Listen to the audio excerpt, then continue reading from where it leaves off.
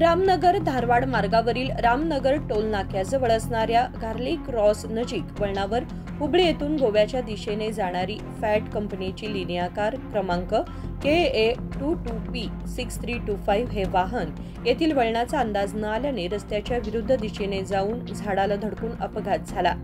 कारमधील चालकाच्या शेजारी बसलेला फरीद अहमद हा जागीच ठार झाला, तर कार चालक शाह बादशाह सय्यद साब हा गंभीर जखमी झाला आहे। मागे बसलेले मोईम अलीकट्टी तसेच अबू सोफियान दस्तुकोबा हे किरकोळ जखमी झाले। हे सर्व हुबळी येथे राहणारे असून अपघातग्रस्तांना प्रथम 108 रुग्णवाहिकेतून रामनगर येथील सरकारी दवाखान्यात प्राथमिक उपचार करून अधिक उपचारांसाठी खानापूर येथे नेण्यात आले।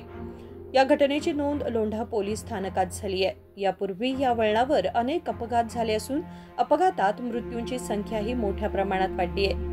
त्यामुळे सदर वळणावर दोन्ही बाजूने स्पीड ब्रेकर घालण्यात आले आहेत, परंतु कालांतरानंतर सदर करण्यात आलेले स्पीड ब्रेकरही नाहीसे झालेले आहेत। निखिल असुकर, KMM मराठी, रामनगर।